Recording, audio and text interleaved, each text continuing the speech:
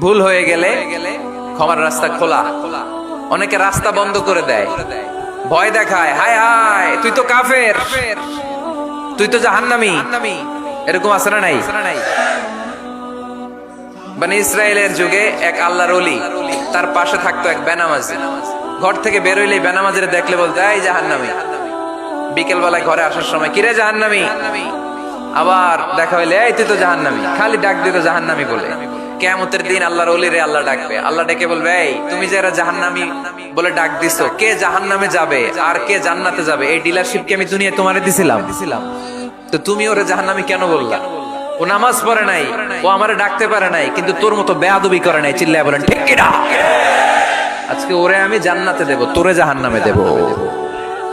খবরদার, কাউরে জাহান্নামী বলার আগে 1000 বার ভেবে নিবেন কে জান্নাতে কে জাহান্নামে।